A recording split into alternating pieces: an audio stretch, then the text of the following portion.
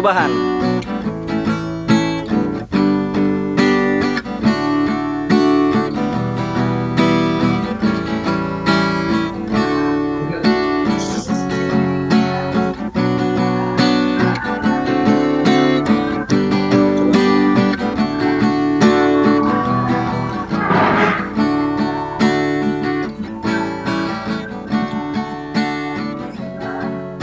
Assalamualaikum warahmatullahi wabarakatuh. Selamat sore, guys. Dimanapun Anda berada, pada sore hari ini kami Voice for Change diskusi yang keempat kali tentang ambang batas presiden. Hari ini tema kita presidensial threshold 0% di mata milenial. Untuk itu pada hari ini narasumber kita semua orang muda, mahasiswa. Ada Sultan Rifadi, Presiden Mahasiswa UIN Syarif Hidayatullah Jakarta. Ada Adinda Edmund Seko dari Universitas Trisakti. Ada Theo Filus Mian, mahasiswa Fakultas Hukum UKI, yang kebetulan skripsinya tentang presidensial threshold. Kemudian di Sulawesi ada saudara Arif Maulana dari Universitas Muslim Indonesia di Makassar. Selamat bergabung semua. Saya langsung saja kepada pembicara kita, 4 orang, para pemuda yang akan memberikan pertimbangan pokok-pokok pikirannya, mulai dari definisi sampai pandangan-pandangannya tentang presidensial threshold. Untuk bersingkat waktu, kepada Saudara Sultan Rifandi, Presiden Mahasiswa Universitas Islam Negeri Syarif Hidayatullah, waktu dan kami persilakan. Baik, terima kasih Bang Niko Adrian. Assalamualaikum warahmatullahi wabarakatuh. Selamat sore kawan-kawan. Jelas suaraku ya Bang Niko? Ya jelas. Oke, baik, terima kasih Bang Niko atas kesempatannya. Yang saya hormati juga ini para pemateri, kawan seperjuangan, ada luar biasa, ada 4 orang ya Bang Niko ya pemateri yang hadir hari ini. Diskusi pada sore hari ini itu terkait ambang batas 0% atau presidential threshold. Saya di sini sebagai mahasiswa ilmu politik tentu akan berbicara pada sudut pandang disiplin ilmu politik yang mungkin nanti juga akan ditambahkan oleh kawan-kawan saya dan senior-senior yang ada di sini mengenai ambang batas 0% ini. Saya sebagai mahasiswa ilmu politik tentu memandang atau diskusi tentang ambang batas 0% ini menjadi hal yang sangat membuat kami mahasiswa yang memandang sebuah sistem seperti ini kok jadi semakin kesal dan semakin geram, karena saya pikir undang-undang tentang pemilu atau yang di dalamnya juga mengatur tentang ambang batas ini menjadi diskusi atau topik yang selalu diperbincangkan oleh setiap rezim. Artinya apa? Bahwa peraturan terkait ambang batas ini itu setiap rezim itu selalu berubah. Atau rancangan undang-undang pemilu ini menjadi lokus utama bagi para anggota DPR untuk mempersiapkan pilpres atau kontestasi politik berikutnya. Artinya, hal ini menandakan bahwa di negara kita yang selalu mengadakan pesta demokrasi atau kontestasi politik tahunan atau 5 tahun sekali, ini tidak memiliki acuan logis yang memang dapat disepakati oleh setiap elit-elit atau aktor-aktor politik. Sehingga setiap tahun selalu ada perubahan-perubahan yang pasti sifatnya politis. Meskipun konotasi politis di sini bisa berdampak positif ataupun negatif. Tetapi kita lihat bahwa perubahan-perubahan yang apa ibaratnya sekarang menjadi 20%. Ini kan menjadi tafsir-tafsir tunggal yang hanya sebatas perbincangan ini hanya pada elit-elit semata. Meskipun di dalam konstitusi padahal sudah ada keterangan jelas bahwa yang berhasil atau berhak mengikuti dan menang gitu ya, sesuai dengan konstitusional itu kan yang dapat memperoleh suara 50% lebih, ya kan, 50+1 artinya dia sudah bisa berhak untuk memenangkan sebuah kontestasi politik. Tetapi kemudian menjadi penambahan-penambahan, ada ambang batas 20% dan lain-lain sebagainya. Ini yang saya kira tafsir-tafsir parsial yang sifatnya politis, ini yang menjadi sebuah kegelisahan yang membuat saya geram tentu saja, karena pada akhirnya dari sekian banyak rancangan undang-undang yang menjadi perhatian di anggota parlemen, ini fokus mata besarnya tertuju pada pembahasan rancangan undang-undang pemilu atau undang-undang pemilu yang setiap tahun, setiap periode rezim itu pasti dibongkar pasang gitu loh. Jadi ya ini ada segregasi kepentingan apa yang membuat saya kesal. Tetapi pada kesempatan kali ini saya hanya akan berbicara mengenai kepentingan yang sifatnya ini meluas, yaitu kepada masyarakat.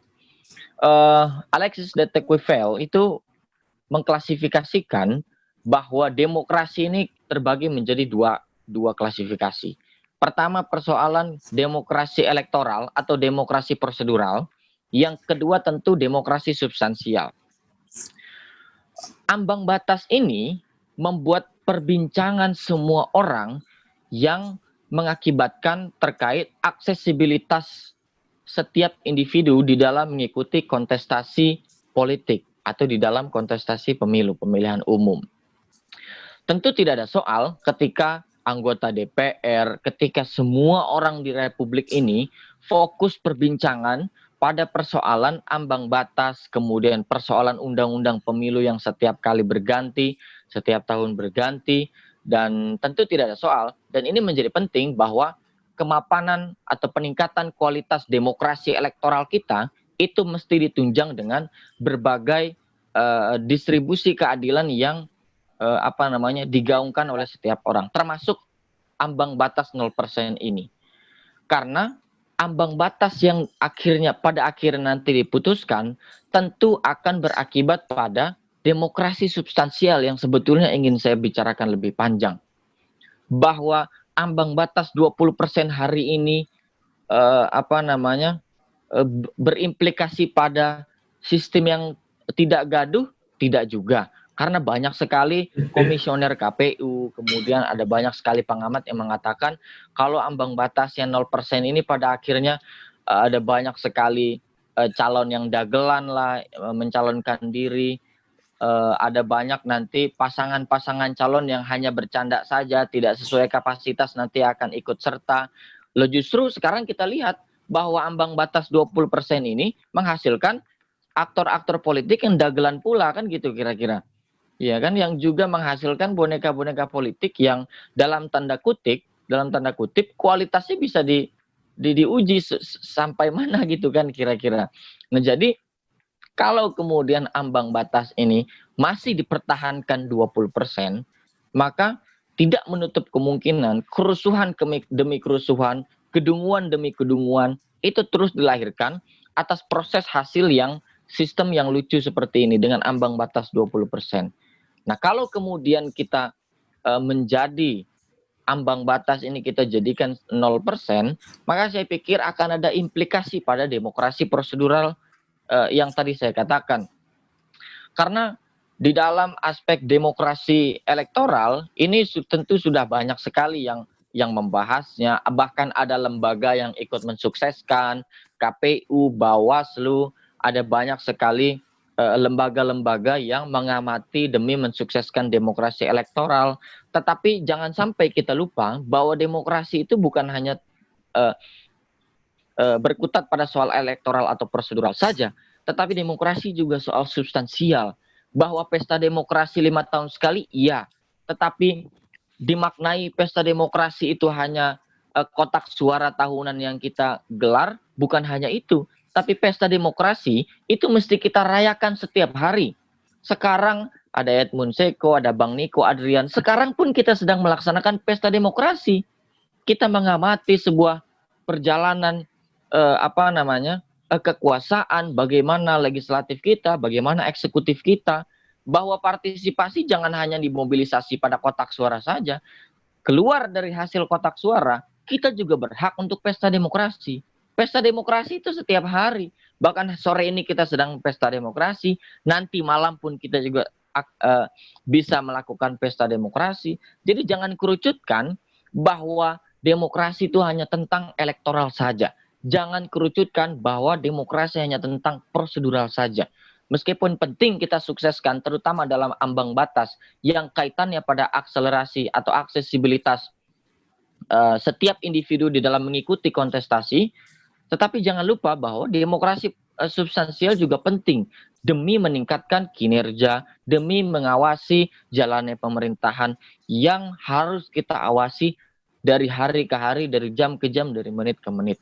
Nah, ini yang kemudian menjadi penting, bahwa kalau semua orang hanya berfokus pada persoalan elektoral saja, hanya fokus pada demokrasi prosedural saja, akhirnya seperti sekarang yang terjadi. Kita lost control. Kita orang luput pada persoalan demokrasi substansial yang kalau kita tarik akarnya juga berasal dari ambang batas yang begitu tinggi, 20%. Transaksi atau kartel-kartel politik yang bergelembung di atas roda elit saja, ini yang mengakibatkan gaya kepemimpinan atau dalam melaksanakan kontestasi politik itu penuh dengan intrik-intrik yang tidak sehat. Bertumbuhnya politik uang, mengguritanya politik sara, berkutatlah para aktor-aktor politik ini yang hanya menyasar atau menggunakan metode strategi psikologi politik, di mana orang tidak diarahkan untuk pada pertimbangan-pertimbangan rasional, tetapi orang diarahkan pada kemudian berpartisipasi karena memang suka tidak suka, seagama atau tidak seagama, dia berasal dari daerah atau daerah yang sama atau tidak, hanya berkutat pada persoalan hal tersebut. Tetapi pertentangan gagasan, pertentangan ide, apa konsep untuk mengikiskan korupsi di Indonesia, bagaimana kemudian gagasan untuk menggebrak ketimpangan yang terjadi di Indonesia, apa gagasan untuk pendidikan, ekonomi dan lain-lain sebagainya, itu tidak dipertandingkan di dalam kontestasi politik yang kita bisa lihat di 2019 gitu loh. Jadi yang ingin saya katakan adalah bahwa kalau kemudian presidential threshold ini masih menjadi masih dalam angka 20%, artinya gelembung sirkulasi kepemimpinan kita itu akan menjadi stuck pada golongan-golongan orang tua yang merusak. Sedangkan kalau kemudian 0%, ini membuka banyak kemungkinan ada gagasan-gagasan baru yang muncul. Tetapi ada beberapa kekhawatiran mungkin yang saya tangkap dari beberapa pengamat mungkin, atau banyak orang mengatakan kalau kemudian 0% justru nanti akan menghasilkan pasangan calon atau calon-calon pemimpin yang hanya sekedar ikut-ikutan, hanya sekedar dagelan, dan lain-lain sebagainya. Mungkin iya, hal tersebut mungkin akan terjadi karena memang ruang bebasnya begitu terbuka lebar. Tetapi ingat bahwa bukan hanya dampak negatif, justru akan ada dampak positifnya juga kalau ternyata misalkan Bang Niko Adrian memang punya kapasitas untuk memimpin bangsa ini misalkan, atau siapapun, setiap orang yang hidup di Republik ini juga punya kapasitas, itu memiliki kesempatan yang sama untuk ikut serta di dalam kontestasi politik, tidak menutup kemungkinan akan ada percakapan yang lebih logis, akan ada rasionalitas di dalam partisipasi politik kita, akan ada program-program yang memang secara konkret, bukan hanya janji tentang janji-janji politik, tetapi implementasinya juga bisa diuji, yang lebih berpengalaman, yang bukan hanya sekedar dipasang oleh orang, sekedar jadi boneka kecil, atau boneka-boneka politik yang sekarang bisa kita lihat beredar di mana-mana, atau hanya sekedar menampilkan demokrasi yang penuh dengan simbol-simbol atau komunikasi politik simbolistik yang gebiah uyah mengatakan kita baik-baik saja padahal kita sedang merangkak ini begitu susah dan luar biasa. Jadi kita terbantahkan semua kalangan yang mengatakan bahwa ambang batas 20% akan membuat kondusif republik ini. Jelas itu sangat amat tidak logis. Ambang batas 20% justru menghadirkan orang-orang yang lucu kok. Badut-badut politik yang menghasilkan rancangan-rancangan undang-undang yang juga patut untuk ditertawakan kok. Gitu kan.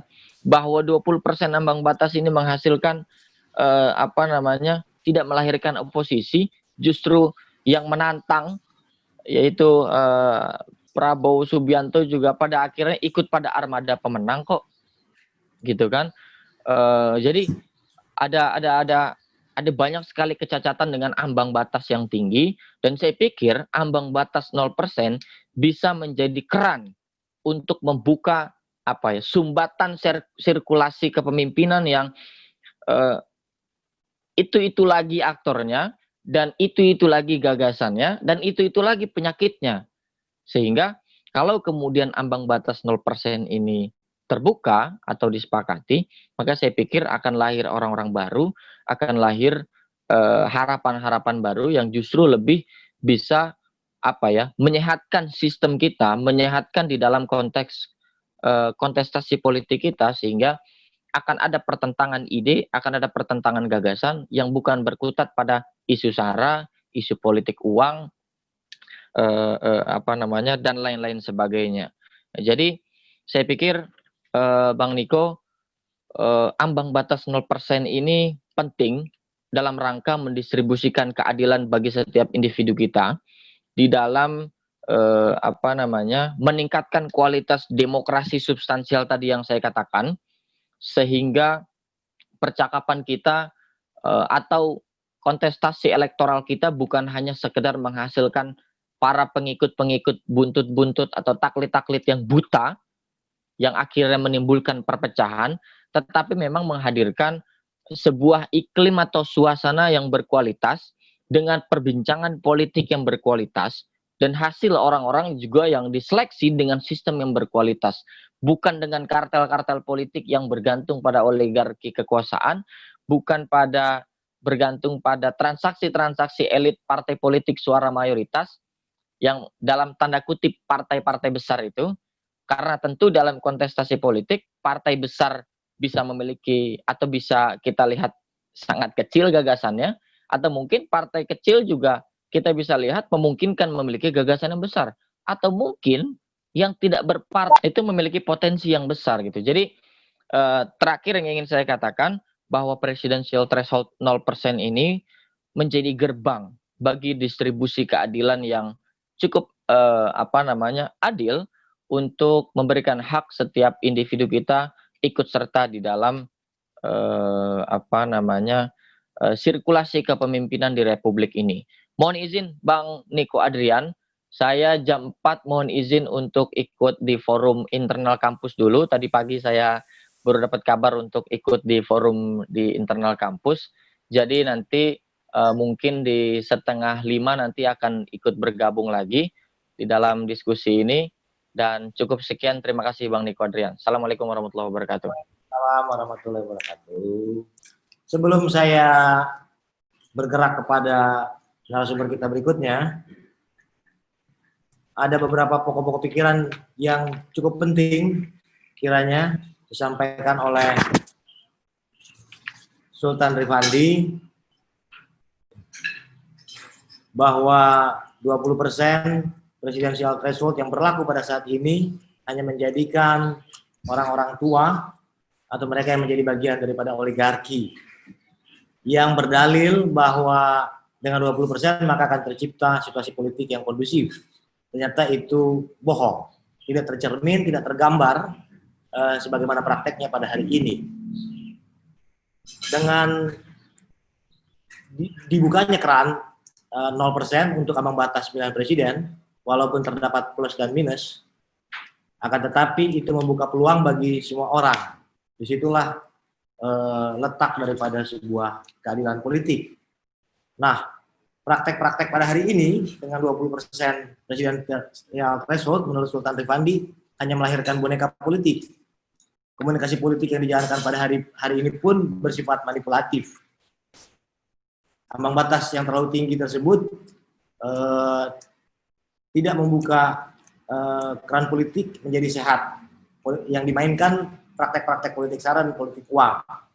Akan tetapi, jika ambang batas pemilihan presiden dapat sampai di angka 0%, maka itu dapat meningkatkan kualitas demokrasi dan mengatasi oligarki. Di samping itu, dengan 0% presidensial threshold, maka sirkulasi elit politik dapat dilakukan dengan baik. Demikian pokok-pokok pikiran dari Sultan Rifandi. Oke, guys, sore ini berikutnya dilanjutkan oleh Edmund Seko dari Trisakti. Silakan. Oke, assalamualaikum warahmatullahi wabarakatuh, Bang. Waalaikumsalam. Dengar ya suara saya, Bang? Ya. Ya, baik. Pertama, selamat sore untuk teman-teman semua. Jadi, mengenai ambang batas presiden threshold itu 0%. Saya mungkin punya pandangan yang searah dengan Bang Sultan, tapi mungkin saya melihat pada sisi yang berbeda gitu. Pertama, kita harus sadar betul bahwa terkait dengan presiden threshold ini sudah diuji berkali-kali di Mahkamah Konstitusi, dan jawaban Mahkamah Konstitusi adalah bahwa dinilai konstitusional peraturan tersebut, gitu. Itu ke satu dulu. Lalu kedua, bahwa apa yang kita petik dalam pemilu 2019 adalah buah dari tanaman busuk, ya, bunga dari pohon bangkai yang selama ini kita tanam sebagai agenda kepentingan politik. Saya sepakat pendapat Bang Sultan ya, soal ini hanyalah sebuah kepentingan elit semata. Seperti itu. Namun saya juga merasa bahwa dalam pemilihan presiden memang patut kita memberikan batas, ambang batas. Jadi tidak 0%, tetapi barangkali 10%. Karena kalau kita 0%, saya mencoba membaca beberapa putusan Mahkamah Konstitusi, itu memang nanti bakalan bertentangan dengan sistem kita yang presidensial. Karena tujuan dari presiden threshold ini adalah menguatkan presidensial itu sendiri, gitu. Namun tadi saya mau berpendapat bahwa dengan ambang batas 20% ini sangat terlalu tinggi. Ya, saya meyakini bahwa terjadinya politik sara hari ini, terjadinya politik adu domba adalah buah dari ambang batas tersebut, karena akan hanya menghadirkan dua pasangan calon. Hanya ada dua pasangan yang dinilai satunya akan menjadi pemerintah dan satunya akan menjadi oposisi. Namun hari-hari ini pada kenyataannya kita bisa melihat bahwa sistem yang dibangun tidak sesuai harapan. Gitu. Artinya kedewasaan berpolitik, kedewasaan partai politik belum sampai pada tahap yang dicita-citakan. Barangkali presiden threshold 20% ini adalah cocok untuk partai-partai yang punya ideologi baik, punya idealisme baik terhadap kemajuan demokrasi. Tetapi kalau kita menggunakan ini di Indonesia, saya berpendapat bahwa ini sangat jauh dari kata apa yang kita harapkan, Bang. Kita tarik dari dasar ya, pasal 6A misalkan, Undang-Undang Dasar 1945, atau 6A ayat 2 misalkan. Ya sejatinya memang siapapun kan punya hak untuk menjadi presiden, dan itu hak asasi manusia, dan itu hak konstitusional. Jadi tidak sepanjang dia didukung oleh partai politik. Ya kan? Nah, tetapi kalau kita baca beberapa putusan MK, memang tadi kembali lagi MK bicara soal dukungan terhadap presidensial. Tetapi hari-hari ini kita bisa melihat bahwa dukungan terhadap presiden semata-mata hanyalah sebuah permufakatan jahat untuk melegalkan sesuatu yang sifatnya melawan hukum. Kita kasih contoh misalkan. Saya mau bicara sesuatu yang faktual, Bang. Terkait dengan hari ini misalkan Undang-Undang COVID nomor 2 tahun 2020 penanganan COVID misalkan. secara tidak langsung eksekutif mengambil alih kewenangan budgeting dari DPR RI. Karena dia berkoalisi, ya, mau tidak mau, akhirnya dia sepakat. Ini kan justru mencederai hukum atau konstitusi negara kita. Gitu. Jadi sebenarnya secara sederhana kita bisa melihat fakta-fakta hari ini menandakan bahwa kita tidak bisa pakai ambang batas 20%. Dan itu memang harus dihapuskan. Saya berpendapat demikian karena memang tadi kematangan partai politik kita belum sampai pada tahap-tahap yang oke, ketika saya kalah saya akan menjadi oposisi sepenuhnya. Ini kan tidak. Gitu. Itu yang gimana, Bang? Jadi menurut Bung Edmond 10% atau 0%? Nah, ya saya berpendapat tadi bahwa kalau misalkan 0% pun dia baik bagi kebebasan setiap orang untuk hak dipilih, ya, tetapi dalam menunjang sistem presidensil menurut saya itu kurang proporsional, gitu. Barangkali mungkin kan ini banyak partai-partai baru, barangkali disediakan 10%, karena menurut saya 10% akan membuka ruang dua partai pun dia bisa mengusung satu presiden. Kalau sekarang kan tidak, semua harus gabung 3-4 partai-partai besar dan itu menghancurkan semangat demokrasi, Bang. Itu Oke, tadi Anda kutip pasal 6A ayat 2 Undang-Undang Dasar, bagaimana dengan pasal 6A ayat 3? Iya. Ya, ini kan yang tadi 20% yang akan menjadi pemenang. Gimana, Bang? Tadi kan Anda kutip pasal 6A ayat 2. Itu kan Ya, tentang pencalonan. Syarat seorang menjadi pasangan presiden dan calon wakil presiden oleh partai politik atau gabungan partai politik. Bagaimana dengan pasal 6A ayat 3? Iya. Ya, kan pemenangnya 50% lebih. Iya. Jadi didukung oleh berapa persen pun juga dalam electoral dalam presidensial threshold-nya, maka dalam two round system tadi pemenangnya tetap harus memiliki suara 50% 50% per satu. Oke. Ya. Ya. Nah, itu apakah tidak bertabrakan dengan itu? Ya. Tadi, Bang, yang saya bilang, sebenarnya tadi kalau kita memaksakan, saya tidak sepakat juga 20%, karena tadi saya bilang 20% itu membunuh hak berpolitik orang untuk menjadi presiden. Karena tadi ya, menjadi partai yang besar dengan sistem oligarki yang kuat, dengan gaya feodalnya yang masih khas. Ini kan membunuh para calon pemimpin-pemimpin hebat baru untuk menjadi presiden Republik Indonesia. Ini yang kita lihat hari-hari ini, dan kita juga kita harus mengakui bahwa partai-partai besar hari ini dikuasai oleh oknum-oknum itu saja yang sedang membangun kekuasaan kekeluargaan seperti itu. Nah, tadi kenapa saya bukan kurang mendukung ya, masih berdebat di dalam 0%, Bang. Tadi saya bilang karena saya merasa bahwa kalau sampai 0%, maka ini menjadi liar, siapa saja bisa mencalonkan. Bagaimana dengan partai yang jangan sampai dia belum cukup matang, jangan sampai hanya ingin meramaikan semata-mata tanpa memiliki gagasan yang baik gitu. Jadi menurut saya perlu ada batasan, tetapi jangan sampai 20%. Karena itu tidak memberikan ruang kepada partai-partai baru yang punya pemimpin-pemimpin hebat untuk bersaing. Itu dari saya, Bang, sebenarnya. Tetapi pada prinsipnya kalau saya pribadi menolak dari awal, bahkan kalau dari teman-teman Trisakti pernah juga melakukan pernyataan sikap penolakan terhadap sistem presiden threshold, karena memang itu partai besar semakin besar, yang kecil nggak dibiarkan besar. Ya, itu mungkin bahasa kasarnya seperti itu, Bang.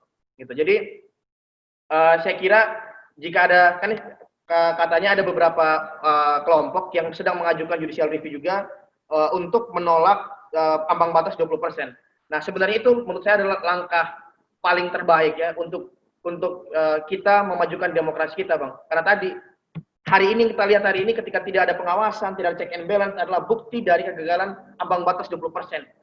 Dan itu akan hanya membunuh suara-suara kritis masyarakat, hanya akan melegalkan praktek-praktek permufakatan jahat dari oknum-oknum oligarki tadi. Gitu.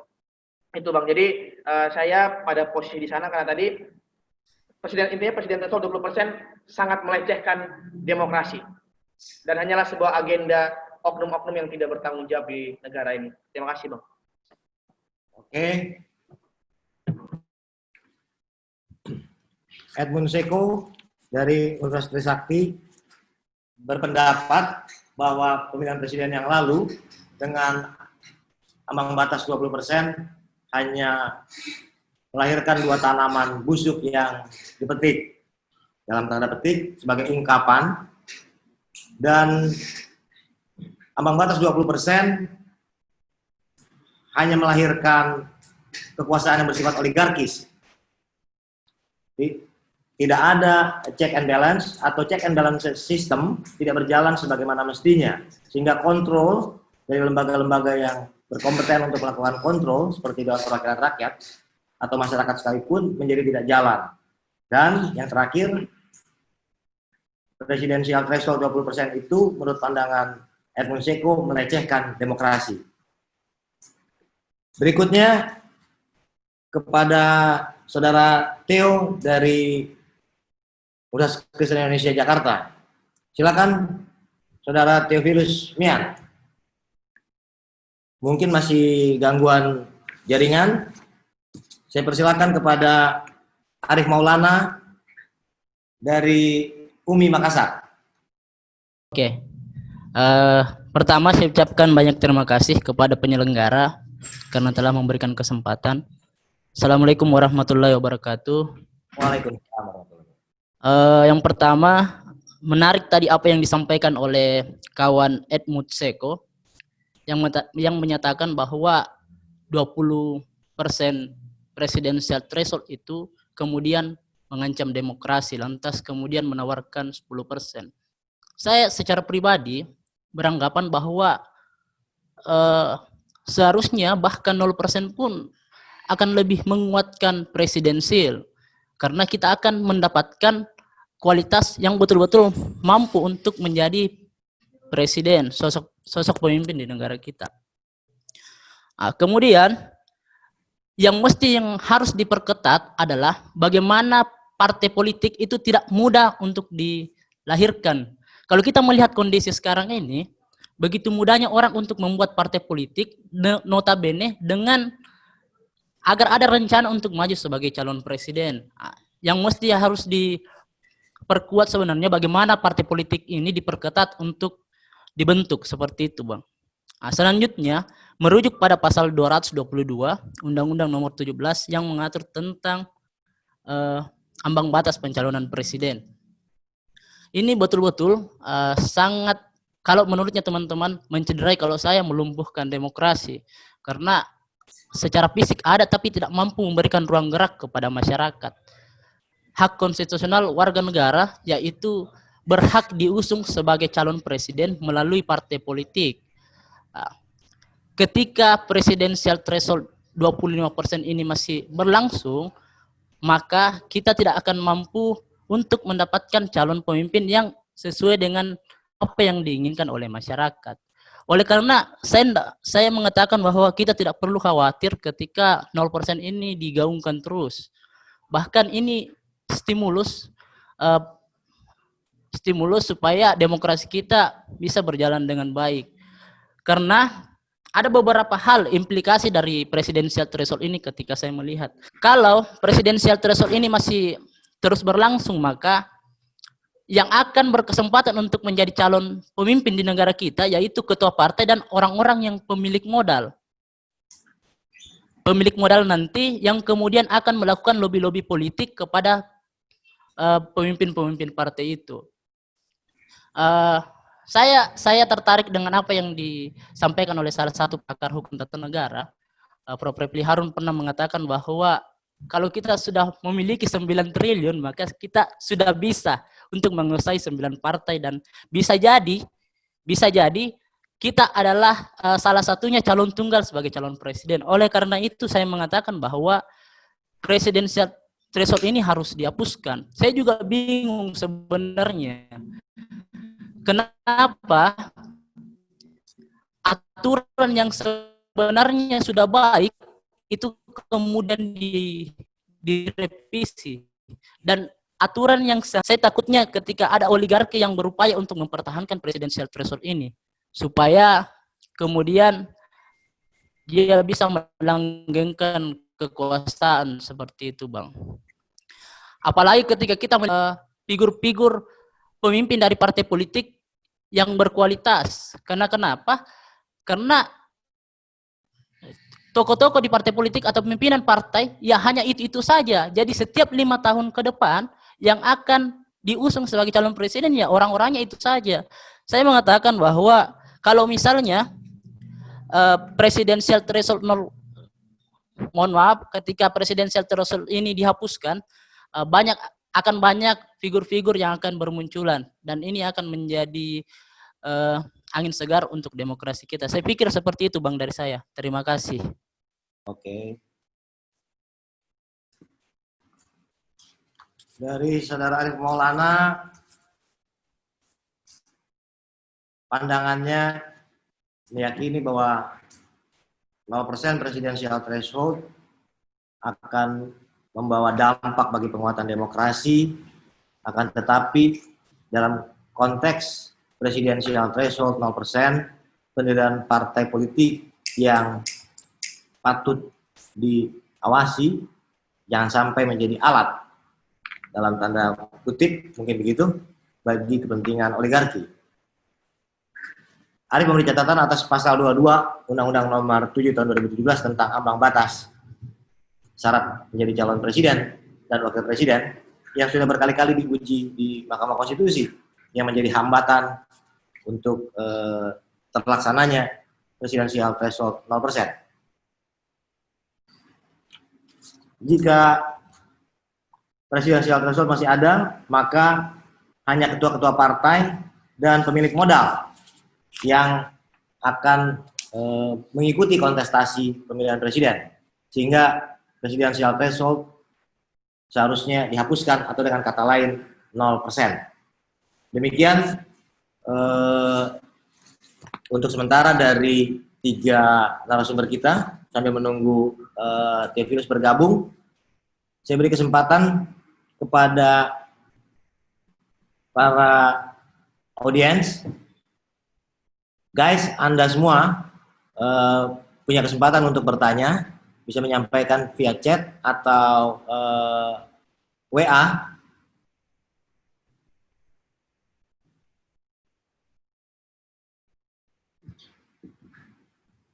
Silakan para audiens untuk menyampaikan pertanyaannya atau pernyataannya. Baik, terima kasih Mas Miko. Mas Niko, Assalamualaikum. Ya, waalaikumsalam. Ya, saya bukan generasi mahasiswa, ini generasi 50 masalahnya ini. Tapi saya coba ikut ini pikiran-pikiran anak muda. Ya, karena diundang oleh Mas Niko pada kesempatan ini, dan tentu saja saya juga terima kasih sekali melihat pikiran-pikiran anak muda yang brilian ya, saya pikir semuanya. Kalau saya perhatikan semuanya punya pikiran dan substansi yang sama pikirannya, yakni ketidakmenerimaan tentang konsep 20% itu. Saya pikir itu yang pertama. Problemnya adalah ini pertanyaan sederhana ya, dari generasi tua seperti saya kepada generasi muda. Kalau dulu misalnya ada persoalan-persoalan yang substantif, ya di samping ada diskusi-diskusi yang seperti ini, biasanya anak muda itu lebih cepat menyuarakan. Misalnya apakah mungkin anak-anak muda melalui senat mahasiswanya menyampaikan pendapat dengan anggota DPR misalnya, atau berbagai cara ya intinya, atau dalam bentuk tulisan. Nah, ini pertanyaan saya kepada anak-anak muda yang hadir pada hari ini, kenapa kira-kira ini hanya pada sampai diskusi seperti ini, tidak dalam bentuk forum resmi menyampaikan ketidaksetujuan tentang angka 20% ini kepada parlemen langsung. Mungkin begitu saja, terima kasih. Silakan saja langsung kepada rekan-rekan yang bersedia langsung menanggapi. Edmund Ceko atau Arif Maulana. Oke Bang. Sultan Rifani nanti bergabung jam 4:30. Ya. Ya. Oke Bang, kalau dari saya ya, pertama sebagai mahasiswa, kebetulan kita dari di Presma juga di Trisakti, memang isu ini sering dibahas gitu, sering dibahas. Kalau saya di Fakultas Hukum sering dibahas, hanya kan kita terhalangi oleh sering beberapa kali ketika bicara soal presiden threshold selalu bilang ini kan udah diuji ke MK. MK mengatakan bahwa ini konstitusional gitu. Memang pemahaman, menurut saya sih problem paling utama adalah soal pemahaman yang semua tidak memahami ini sebagai persoalan tentang demokrasi. Sehingga daya dobrak atau daya gerak itu rasa-rasanya tidak maksimal. Itu kedua. Terus ketiga, mohon maaf tanpa merasa hormat, bahwa kadang ya mahasiswa ini terbawa pada suatu paradigma politik yang apa ya, kalau judicial review diajukan oleh lawan politik si A, kita punya kecurigaan bahwa ini pasti hanya kepentingan dia.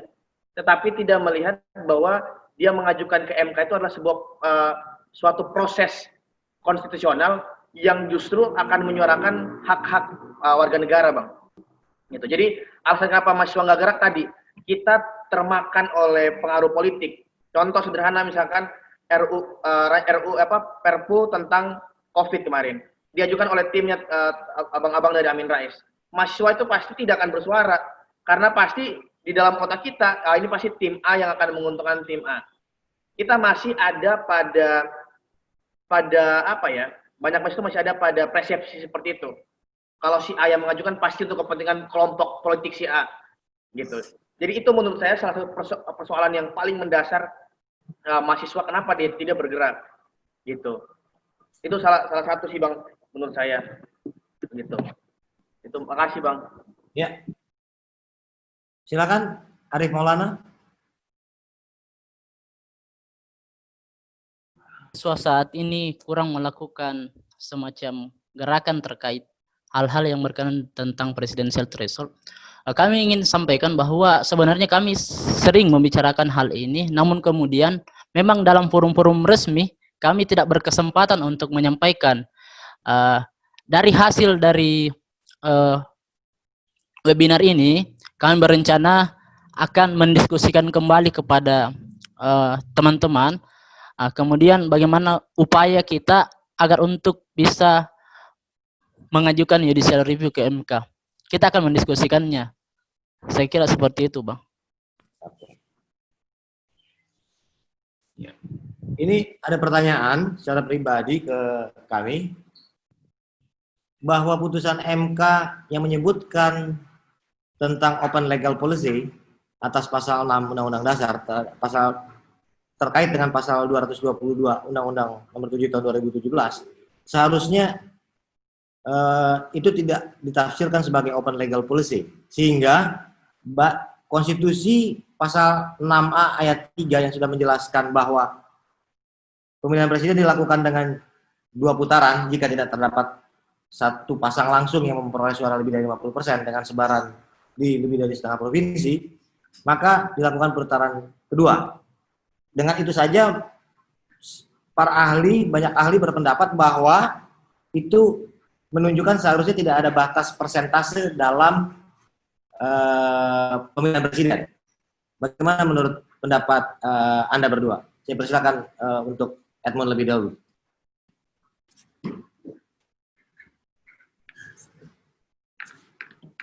Oke Bang. Jadi kan dari beberapa putusan MK itu kan dia tidak ingin menafsirkan soal ambang batas itu apakah konstitusional atau tidak, tetapi kembali kepada Dewan Perwakilan Rakyat sebagai petugas untuk membuat undang-undang. Itu yang selalu digaungkan oleh MK. Ya kan, dia mengembalikan kepada pembuat undang-undang untuk menentukan ambang batas tersebut. Walaupun tadi yang Abang bilang, yang tadi juga Abang mempertanyakan bagaimana dengan ayat 3 pasal 6A yang memiliki ambang batas 50% plus 1, otomatis kan tetap juga akan ada putaran kedua. Gitu. Karena tidak mungkin tidak mungkin bila dalam satu putaran ada satu pasangan yang bisa langsung mencapai 50 plus 1 seperti itu. Nah, kalau dari saya sendiri berpendapat, Bang, itu kan para ahli ya berpendapat ya, Bang ya. Iya. Nah, para ahli berpendapat bahwa ya sama saja dengan ambang batasnya 0%. Toh dia juga pasti akan ada pada putaran kedua. Iya. Dengan logika ambang batas 20% ini menurut saya adalah logika terbalik daripada itu. Jadi sehingga hanya satu putaran, sehingga ada yang bisa mendapatkan 50 50+1 gitu, Bang. Jadi kalau menurut saya mungkin benar ya, kalau dengan logika bahwa 0% pun pasti ada putaran kedua, dua pasangan pasti ada putaran kedua, itulah alasan kita kenapa tadi menolak presiden threshold, karena tadi pertama sudah membunuh demokrasi, juga sama aja tetap juga ada putaran kedua dengan maksimal 50+1, Bang, gitu. Jadi tadi sih, Bang, sebenarnya inilah problem kita, Pak. Jadi MK tidak mampu mencerna konstitusi, padahal dia adalah pengawal daripada konstitusi itu sendiri. Dia tidak hanya pengawal konstitusi, tetapi dia pelindung demokrasi. Nah, itulah beberapa kenapa banyak sekali kekecewaan terhadap MK, karena beberapa judicial review terkait dengan presiden threshold ini kan dia selalu kembalikan, nah ini kan kewenangan DPR, ini adalah kewenangan DPR. Padahal kan yang diminta sama pemohon bukanlah MK menjadi positif legislator, tetapi dia menafsirkan bahwa sepanjang ada perwakilan dari partai politik, maka maka setiap orang dapat mengajukan diri sebagai calon presiden dan wakil presiden. Sebenarnya itu persoalannya. Jadi kalau tadi ditanya, menurut saya ini adalah ketakutan atau kegagalan di mana Mahkamah Konstitusi itu sendiri mengawal demokrasi dan melindung konstitusi, gitu. Jadi penafsirannya selalu kembali kepada pembuat undang-undang, selalu kembali kepada DPR, selalu kembali kepada DPR. Gitu. Padahal kita datang ke dia karena DPR salah di dalam menentukan ambang batas tersebut atau hak masyarakat, warga untuk menjadi presiden dan atau wakil presiden, gitu, Bang. Jadi menurut saya MK yang kurang bijaksana lah melihat atau apakah ada agenda politik, karena tiba-tiba itu berubah dari tahun 2017 itu sangat gempar ketika mau pertarungan politik, tiba-tiba naik dari 14 juga tiba-tiba naik. Nah, itulah tadi memang susah juga, Bang. Kalau tapi idealnya tadi harusnya MK berani menafsirkan bahwa memang itu inkonstitusional, gitu, karena bertentangan dengan pasal 6A ayat 2. Itu kalau dari saya sih, Bang. Kasih. Oke. Langsung saja, Arif Maulana. Baik, Bang, terkait tadi pertanyaannya, saya sependapat dengan apa yang disampaikan oleh kawan Edmund tadi. Saya beranggapan ini hanya akal-akalan MK saja, karena seharusnya MK mampu untuk menafsirkan kenapa mesti mengatakan open legal policy. Itu artinya dikembalikan kepada DPR, karena justru kita justru karena kita tidak memahami ini, maka MK yang seharusnya untuk menafsirkan hal-hal seperti ini. Saya kira seperti itu, Bang. Ini hanya merupakan akal-akalan saja atau alasan. Sekian. Iya. Berikutnya ini ada Mizan. Mau bertanya atau menyampaikan pendapat? Ya, Pak Niko terdengar ya suaranya ya? Iya. Baik, bismillahirrahmanirrahim. Assalamualaikum warahmatullahi wabarakatuh. Waalaikumsalam. Sebelumnya terima kasih. Kenapa saya lebih ingin berpendapat sebenarnya? Karena kalau saya di mana-mana, kalau berpendapat itu cakupannya lebih luas, jadi narasumber bisa mendebat pikiran-pikiran dari orang yang menyampaikan. Jadi saya lebih senangnya berpendapat gitu. Nah, setidaknya saya mencatat kecil-kecilan saja. Kebetulan begini, saya namanya Mizan. Saya dari Universitas Brawijaya, Fakultas Hukum Universitas Brawijaya. Malang ya? Kenapa, Pak? Dari Malang ya? Ya, betul, Malang. Ya. Lalu saya mahasiswa di konsentrasi bidang kepemiluan. Setidaknya ada 4 hal yang saya ingin sampaikan. Yang pertama adalah bahwasanya sebenarnya kalau kita pahami dulu presidensial threshold itu kan terjadi pergeseran makna sebenarnya. Kalau khususnya kita bicara dalam konteks Indonesia. Presidensial threshold yang sebenarnya dimaksudkan dalam undang-undang, khususnya dalam pasal 6A, itu kan presidensial threshold tentang syarat diterima atau syarat pemenangan menjadi seorang presiden dan wakil presiden. Akan tetapi kemudian bergeser makna PT tersebut menjadi sebuah syarat untuk mencalonkan calon presiden dan wakil presiden. Nah, saya sendiri menyatakan bahwa ini adalah pembentukan norma baru yang bertentangan dengan Undang-Undang Dasar itu sendiri. Jadi Dewan Perwakilan Rakyat yang tidak punya kewenangan sebenarnya untuk menciptakan norma baru kecuali memang dalam konteks amandemen itu baru ada kewenangan DPR untuk membuat norma baru, tapi karena ini bukan dalam konteks tersebut, akan tapi hanya dalam konteks pembuatan undang-undang, maka pergeseran makna tersebut membuat DPR membuat norma baru yang bertentangan dengan konstitusi. Itu yang pertama. Yang kedua, tadi Mas Seko ya, Mas Edmund Seko mengatakan bahwa kalau 0% agak-agaknya malah tidak menguatkan presidensil. Tapi saya lebih setuju dengan pernyataan Mas Arief bahwasanya itu malah menguatkan. Tadi Mas Edmund juga mengatakan bahwa jika 0% misalkan, maka banyak orang yang akan maju. Saya yakin tidak akan sebanyak itu yang maju. Kenapa? Karena partai politik pasti memperhatikan kotel efek. Karena kalau dia mengangkat orang yang main-main, partai dia akan terkena dampak suara pemilih. Karena pemilih kan orang Indonesia, yakin orang Indonesia ada orang-orang yang cerdas, orang-orang yang pintar. Mereka lihat calon siapa yang diangkat, partai apa yang mencalonkan. Ketika mereka lihat calonnya asal-asalan, ya pasti partainya akan kena. Ngapain saya pilih partai yang mencalonkan orang yang nggak jelas begitu. Itu yang kedua. Lalu yang selanjutnya itu terkait ini. Tadi ada pertanyaan Pak Subhan ya kalau nggak salah yang bertanya tentang kenapa mahasiswa agak-agaknya tidak bersuara terkait hal ini. Saya mewakili juga salah satu dari bagian dari mahasiswa mengatakan bahwa ini terkait dengan ideologi partai di Indonesia yang tidak jelas sampai saat ini. Kalau kita berkaca pada Amerika misalkan, lalu kita berkaca pada Inggris dan juga New Zealand, saya ambil 3 ini, itu ideologi partai jelas. Inggris dan New Zealand itu punya 2 partai besar, ada konservatif, ada buruh. Jadi kalau satu berkuasa, satu jelas oposisi, ideologinya jelas, satu konservatif, satu liberal. Nah itu jelas. Amerika juga demikian, Republik itu lebih konservatif, Demokrat itu lebih liberal. Jadi ketika memperjuangkan satu tokoh, mereka jelas-jelas memperjuangkan ini loh ideologi saya, sehingga masyarakatnya juga jelas untuk memperjuangkan. Nah di Indonesia masalahnya ini nggak jelas. Sebenarnya kalau ideologi partai kita di Indonesia ini jelas, 20% presidensial threshold sebenarnya nggak jadi masalah. Kenapa? Karena tidak akan terjadi kooptasi partai politik menjadi satu kekuatan besar. Sekarang kan 6 partai ada di istana, 3 partai hanya di luar. 3 partai di luar pun yang jelas-jelas oposisi hanya 1, 2 abu-abu. Nah ini kan yang menjadi masalah sebenarnya. Karena itulah tadi Mas Arief kalau nggak salah yang menyatakan bahwa belum ada, Mas Arief atau Mas Sultan tadi yang pertama mengatakan bahwa tidak ada kedewasaan berpartai politik. Itu yang jadi masalah sebenarnya. Nah, lalu yang selanjutnya, kalau ini ke substansinya saja. Oke, ya, yang ini terakhir saja ya. Terkait dengan masalah yang baru-baru ini yaitu putusan MA. Putusan MA itu kan juga jadi masalah karena ada presidensial threshold sebenarnya itu. Karena ada presidensial threshold itu menjadi permasalahan karena calonnya hanya menjadi 2, alhasil ujung-ujungnya walaupun ini terlalu ujung ya, menjadi ada permasalahan dengan putusan MA ini. Dan itu yang terakhir. Yang terakhir sekali Pak Niko, terakhir sekali, saya mohon doanya karena saya juga bagian dari mahasiswa.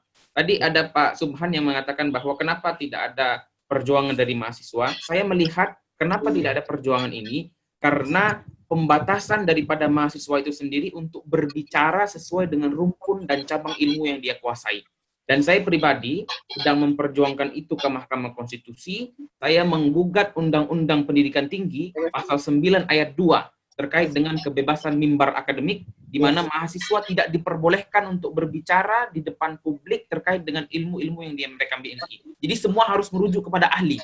Hanya ahli yang punya kuasa atau profesor, doktor yang boleh berbicara, sedangkan mahasiswa tidak boleh. Oleh karena itulah kami ingin JR ke Mahkamah Konstitusi juga perlu kuasa hukum, bayar mahal, dan lain sebagainya. Oleh karena itu, saya ingin memperjuangkan itu, dan saya mohon doanya juga dari teman-teman mahasiswa dan tokoh-tokoh yang ada di forum saat ini. Itu saja, terima kasih. Mudah-mudahan bisa ditanggapi dan membuka diskusi menjadi lebih lebar lagi. Terima kasih. Assalamualaikum warahmatullahi wabarakatuh. Waalaikumsalam warahmatullahi wabarakatuh. Kalau doanya kita doakan. Kalau dalam konteks demokrasi, sudah pasti bahwa perlawanan atas kebebasan mimbar akademik harus dilakukan. Vino sudah bergabung. Ya. Langsung saja. Selamat sore abang-abang, kawan-kawan, senior-senior. Mohon maaf tadi ini ada sedikit gangguan teknis. Saya nggak bisa masuk terus, pas masuk keluar, masuk keluar, masuk keluar. Ya. Ya, Jadi tadi mungkin saya kurang mendengar apa yang dipaparkan oleh Bang Edmund, oleh Pres Sultan, dan beberapa pertanyaan. Mungkin gini sih, untuk presidensial threshold 0% ini, saya selama penelitian saya ya, apa sih sebenarnya yang mendasari presiden threshold 20% ini hari ini? Apakah kalau kita bisa lihat banyak akhir-akhir ini yang sudah banyak barang ini kan sudah banyak digugat oleh masyarakat di MK ya Bang ya. Sudah berapa kali itu kalau kita lihat kan. Nah, dan saya juga di penelitian saya ada dua sih menurut saya. Pertama, kita harus lihat gitu loh Bang, apa namanya, dampak presidensial threshold 20% hari ini kan banyak gitu, dari aspek sosial, juga contoh kita bisa lihat gak jauh dari sekarang ini kan 2019 kemarin masyarakat sangat terpolarisasi, yang dampaknya mungkin hari ini masih bisa kita rasakan, masih ada rasa-rasa 01, 02 yang menurut saya itu kurang baik lah gitu. Yang kedua, coba kita perbandingkan dengan negara-negara presidensial yang lain, contoh seperti Amerika Serikat, Brazil. Apakah mereka pakai threshold seperti ini? Kan enggak juga gitu. Amerika negara maju Pak, ya kan? Kita bisa lihat dia sistemnya presidensial, apa dia pakai threshold seperti ini? Enggak. Menurut saya hari ini threshold hari ini dampaknya ya apa ya, tidak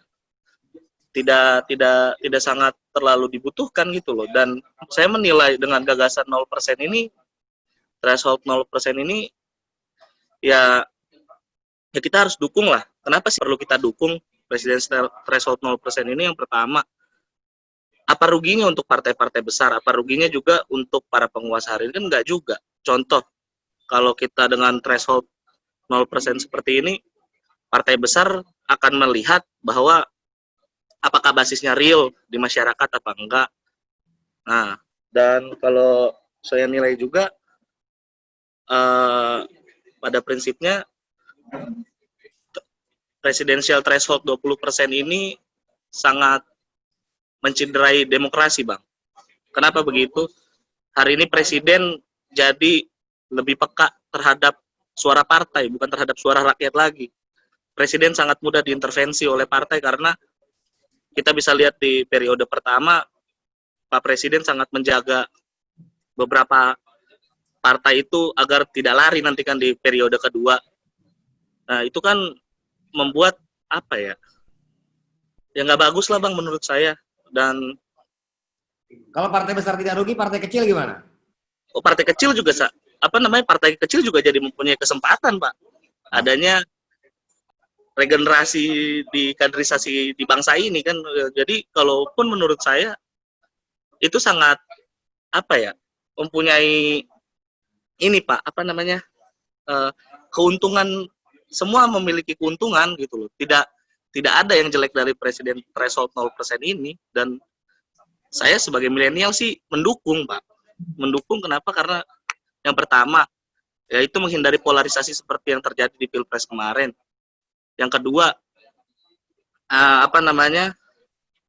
hari ini presiden betul-betul bisa mendengarkan aspirasi rakyat, tidak terkekang oleh kooptasi-kooptasi partai politik.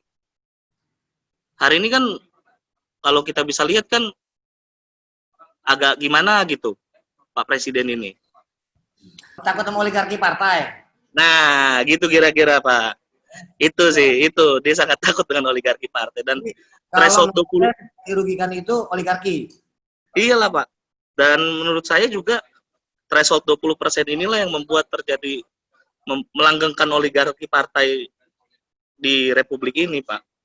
Contoh kita bisa lihat hari di media kemarin ya, saya nggak tahu benar apa enggak, itu ada terjadi rangkap jabatan di tubuh BUMN, ada 390 ya Pak ya, kalau nggak salah ya, 396 rangkap jabatan. Bahkan Angkanya pasti benar, angkanya kita belum tentu tahu lah kan gitu, belum tentu pasti. Tapi ya, rangkap jabatannya pasti itu.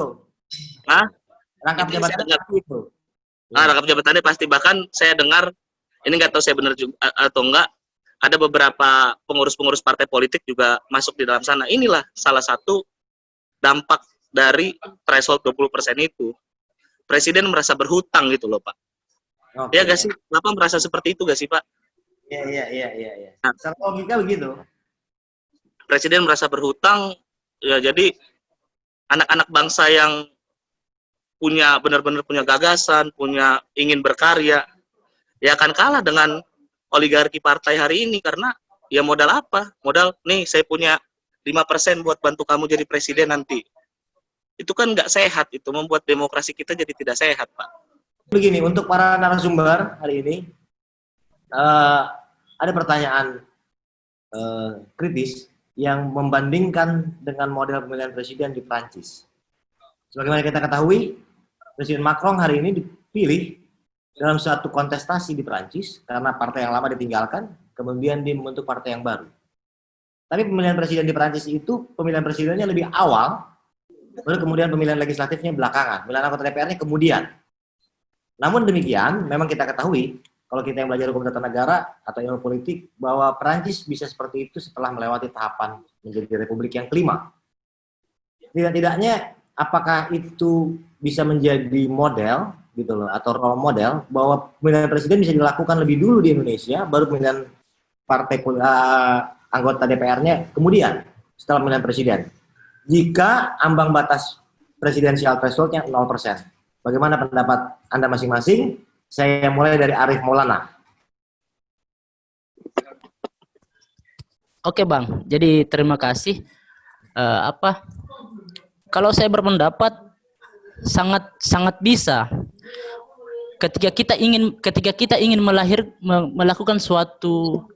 menginginkan suatu perubahan yang radikal, maka kita harus juga melakukan hal-hal yang sifatnya radikal. Saya rasa itu adalah suatu hal yang sifatnya radikal yang harus kita lakukan. Kalau hal seperti itu dilakukan, itu akan bermunculan figur-figur pemimpin dan mempersempit ruang-ruang oligarki. Karena oligarki tidak akan mampu, atau oligarki akan kurang wadahnya untuk berada di wilayah partai politik. Karena kan selama ini oligarki masuk melalui partai politik dan sebagainya. Kalau saya seperti itu Bang, saya sangat sependapat ketika misalnya ada hal-hal radikal yang dilakukan dengan cara-cara seperti itu. Terima kasih. Oke. Silakan Edmund Seko. Oke, baik Bang. Kalau dari saya, pertama sebenarnya saya salah satu orang yang menolak pemilu serentak. Ya, karena kemarin kita bisa lihat bahwa mayat-mayat jatuh pun kita nggak peduli, pemerintah nggak peduli. Yang penting menang, kan itu sesuatu penghinaan terhadap kemanusiaan sebenarnya, yang sebenarnya wajib menurut saya paripurna bahkan untuk kita tiadakan pemilu serentak, karena kita harus jujur bahwa keadaan negara kita ini bukan sebuah kota-kota kecil atau sesuatu, ini banyak pulau gitu. Jadi menurut saya tadi pertama dari dasar pemilu serentak saya tidak sepakat. Apakah siapa yang lebih dahulu dipilih? Menurut saya ketika itu menggunakan ambang batas 0%, saya sepakat. Menurut saya itu logika yang masuk akal untuk mengantisipasi atau untuk memfilter peluang-peluang politik transaksional itu terjadi. Oke, silakan Theo. Ya, saya sih sepakat dengan Bung Edmund. Cuman kalau menurut saya Pak, kita ini milenial nih harus kumpulkan lah. Apa sih kesalahan-kesalahan di presidensial threshold 20% ini? Ini nggak jelas menurut saya Pak, barang ini. Karena di negara-negara lain tuh nggak dipraktekkan gitu loh. Negara yang udah maju, yang demokrasinya sudah bisa dikatakan sehat gitu ya. Satu-satunya di dunia nih kita nih kayaknya. Apa? Satu-satunya di dunia kita yang pakai presidensial threshold. Iya, itu kan hasil penelitian saya itu Pak. Itu maksud saya apa gitu ya. Ini menurut saya ini malpraktek demokrasi Pak. Bapak sepakat sama saya. Kita harus bongkar nih, ada apa gitu di balik semua ini kan. Kenapa barang ini ada gitu. Di konstitusi sendiri kan cuma ada bahwa seluruh rakyat Indonesia berhak memilih dan dipilih kan gitu. Nih saya kalau boleh saran kepada kawan-kawan generasi muda, apalagi ada tokoh muda nih, Bang Edmund, salah satu rekanan saya jika berdiskusi masalah hukum, Pak, beliau ini, Pak. Kita harus buat gerakan lah. Kita bongkar ini. Apa sih di balik ini semua? Apakah ada pemufakatan jahat untuk mencederai demokrasi kita? Gimana tuh kira-kira permufakatan jahatnya seperti apa tuh? By desainnya kayak gimana sampai ada pikiran seperti itu? Ya, saya merasa ini aja, Pak, ya. Aneh aja gitu. Untuk apa gitu? Hal-hal seperti presidensial threshold 20% ini ada gitu. Bagaimana kalau saya bilang itu kira-kira sesuatu yang tidak masuk akal tapi dipaksakan menjadi sebuah frasa atau ketentuan dalam sebuah undang-undang? Ya kira-kira begitu, Pak. Cuman kalau kita mau tahu ini lengkapnya kan waktu ini di zamannya Pak siapa ini ya dicetuskan ya? 2009 ini ya, Pak ya? 2000 Undang-Undang 1 atau 2008? Nah, ya. Kemudian dirubah lagi dengan Undang-Undang Nomor 7 tahun 2017. 17. Jadi SBY bikin itu diuji di MK, kemudian Jokowi melakukannya lagi dengan DPR-nya yang kemudian.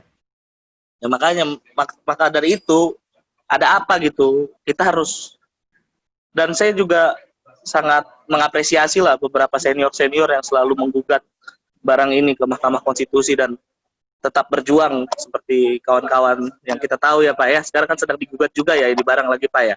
Ya menurut saya ya kita mungkin, saya dari UKI, Bung Edmund dari Trisakti, ada Bang Sultan, ya kita bisa lah buat kajian, Pak. Apa sih, kenapa sih barang ini ada? Apa sih perlunya? Kalau nggak perlu ya nggak usah dipakai kan gitu. Iya. Ini menurut saya, Pak. Kenapa Iya. saya bilang ini sangat mencederai demokrasi hari ini? Ya, ini saya nggak tahu benar atau enggak ya. Cuman saya seringlah diskusi dengan beberapa senior-senior bahwa jadi apa ya, rekomendasi 20% ini jadi bahan jualan politik transaksional, Pak. Jadi seakan-akan yang punya duit aja ini yang udah bisa jadi presiden. Bapak bayangkan ada gosip, bahkan nggak tahu saya benar apa enggak, itu mesti kita cari tahu kebenarannya, untuk mendapatkan rekomendasi dari satu partai ada ongkos 1,5 triliun. Mahar, politik mahar. Itu kan kita nih yang punya gagasan-gagasan yang inovatif, ingin merubah bangsa, tapi nggak punya 1,5 triliun, berarti nggak bisa dong jadi presiden. Itu kan itu maksud saya pemufakatan jahat itu, Pak. Mencegah oligarki ini tidak tumbang, kan begitu kira-kira. Jadi oligarki mencegah peluang hampir semua warga negara Indonesia untuk menjadi presiden, calon presiden atau calon wakil presiden, kecuali yang mereka kehendaki, begitu kira-kira? Iya, kira-kira begitu, Pak. Maka dari itu saya sepakat presiden threshold 0% ini, Pak, harus kita dukung, Pak.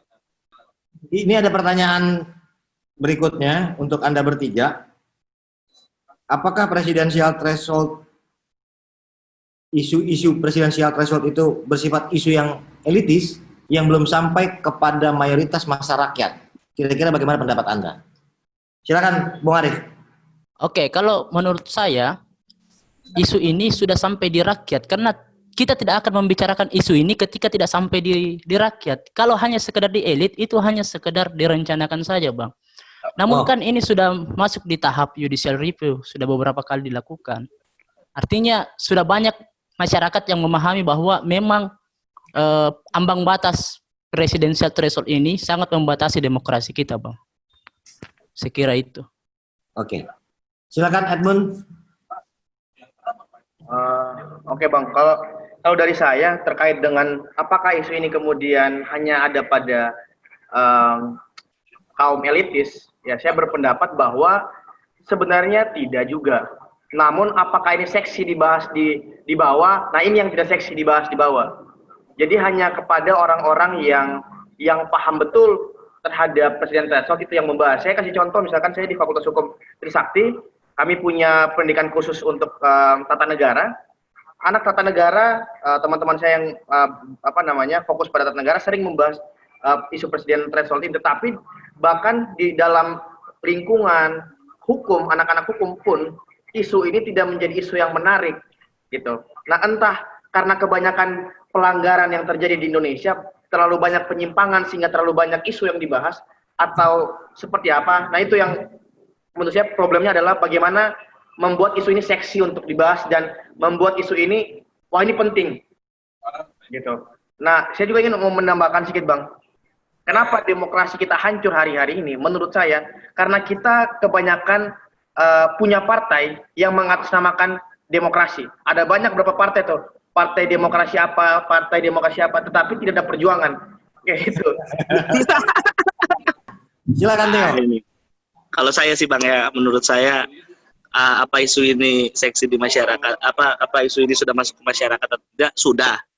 Cuman masyarakat tidak terlalu bodoh amat lah kayak gitu Bang. Maka dari itu menurut saya kita sebagai generasi milenial yang sadar, yang memiliki tugas-tugas dan kewajiban moral sebagai pemuda yang katanya agent of change, agent of social control ya kan. Sadarkan ini kepada masyarakat. Kita buat gerakan bahwa ini salah. Ini malpraktek demokrasi. Buat masyarakat tahu bahwa mereka hari ini lagi dibodoh-bodohin, kan begitu. Sepakat gak Abang kalau menurut Abang? Gimana? Saya moderator, tidak bisa bilang sepakat atau tidak. Kalau di belakang ini boleh nanti. Kau pasti tahu lah hatiku. Sorry Bang, kita jadi kayak diskusi di lorong kampus ini jadinya, karena Abang moderatornya kan. Iya, menurut saya itu, kalau dibilang isu ini sudah masuk ke masyarakat apa belum, sudah. Maka dari itu terjadilah judicial review, terjadilah perlawanan-perlawanan kecil seperti yang kita lakukan hari ini. Cuman, masyarakat tidak menganggap isu ini isu yang, mereka tidak menganggap presidensial threshold 20% hari ini mencederai hak demokrasi mereka. Itulah kita harus hadir mengisi ruang kosong tersebut sebagai generasi muda yang peduli dan memiliki kewajiban untuk menjalankan tugas-tugas kebangsaan ini, Bang. Yang penting gini, Pres, yang penting kita menjadi kaum milenial, bukan staf khusus milenial. Itu nggak ada. Oh iya, siap. Itu nggak ada kerja itu. Mungkin saya sangat menyarankan kepada kawan-kawan yang hadir di diskusi hari ini bahwa kita nih yang peduli dan aware, minimal kalau kita tidak bisa membuat gerakan besar, buatlah gerakan kecil. Sadarkan orang kiri kanan, sadarkan keluarga kita bahwa hari ini kita ini sedang dicederai hak demokrasinya. Gak usah kita bermimpi kita buat gerakan yang besar begitu. Kalau gerakan kecil aja nggak kita lakukan kan gitu. Kita mulailah dengan menyadarkan kawan kita, ajak kawan kita diskusi, kan begitu Pak.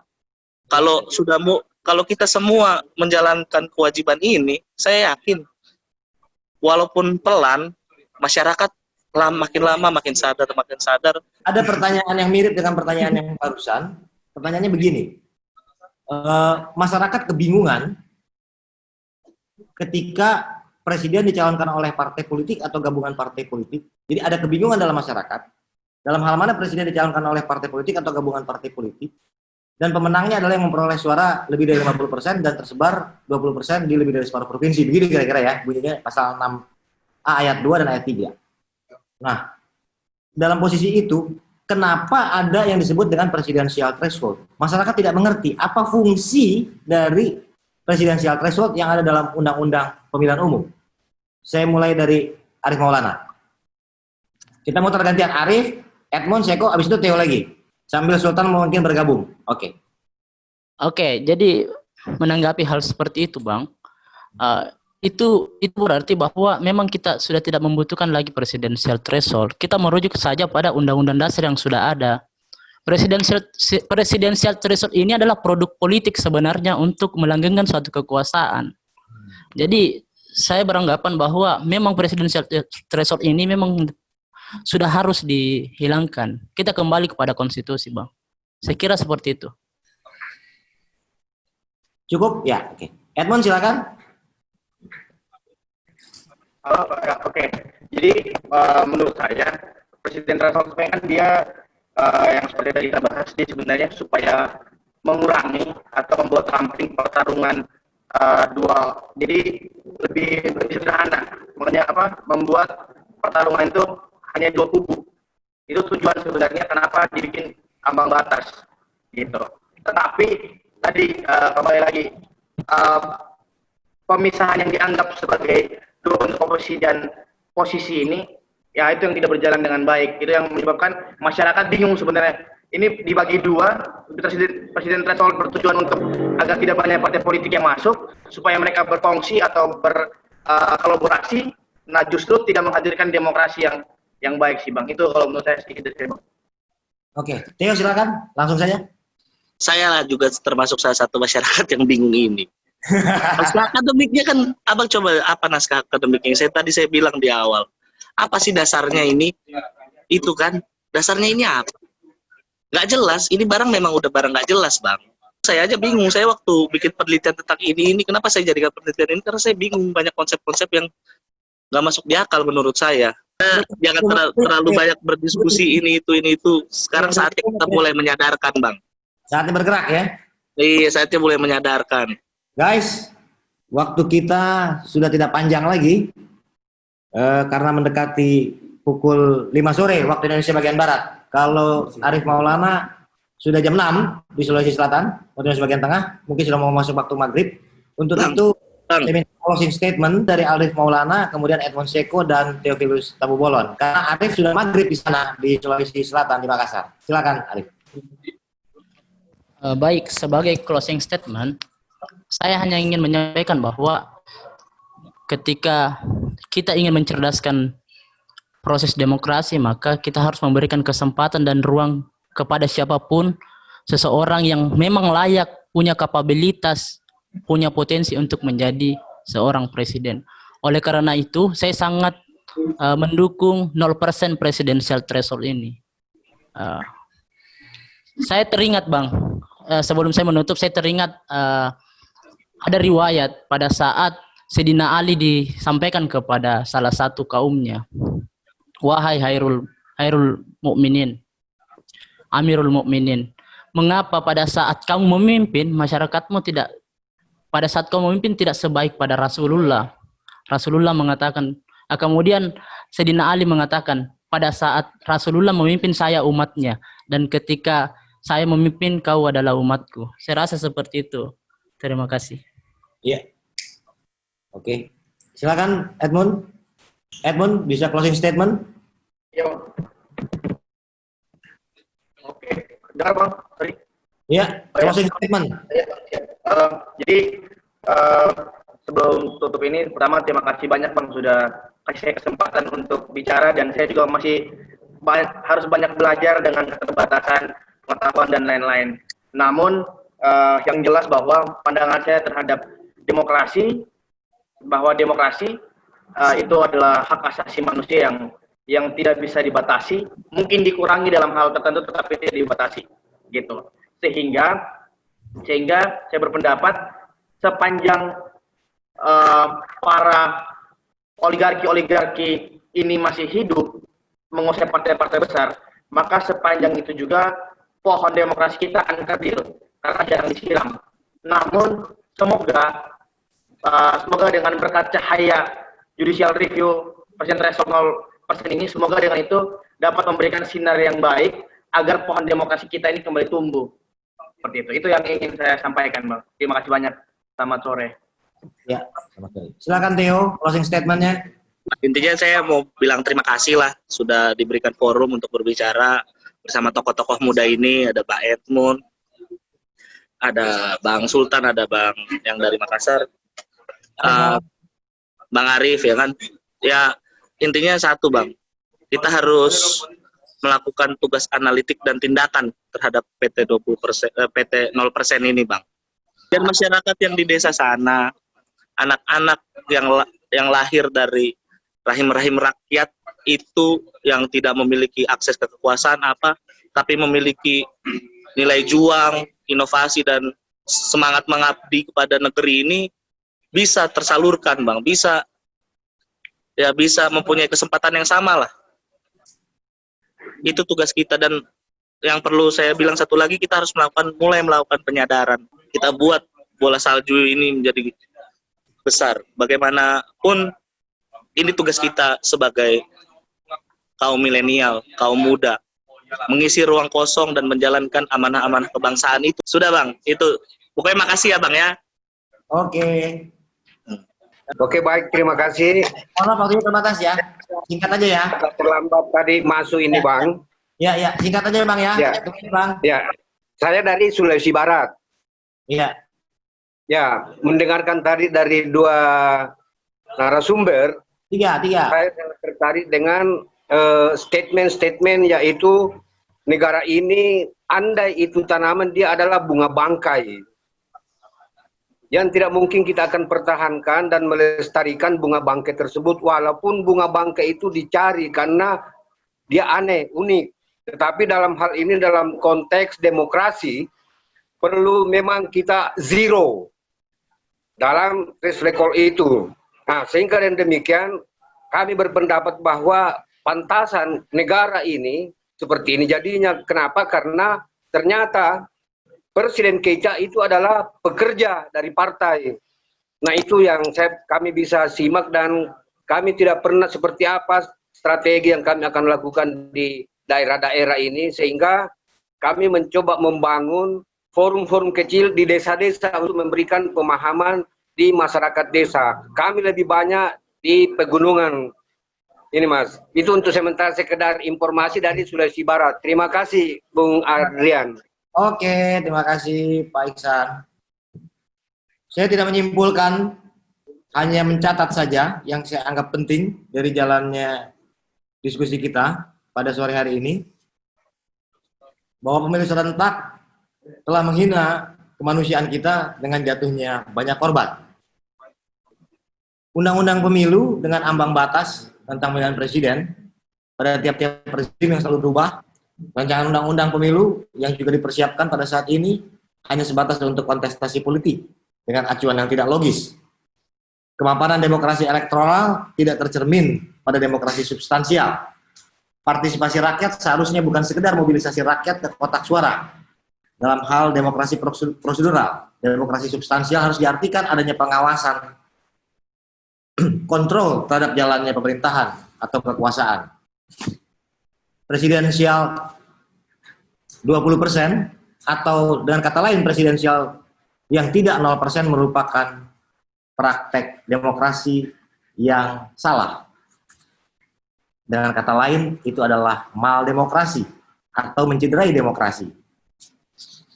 Dan isu ini tentang presidensial threshold sesungguhnya telah ditangkap oleh masyarakat. Demikian diskusi kita untuk sore hari ini. Sampai bertemu pada Voice for Change, diskusi kita yang akan datang. Wassalamualaikum warahmatullahi wabarakatuh. Wallahul muwaffiq ila aqwamit thoriq. Selamat sore. Makasih banyak Bang. Sore.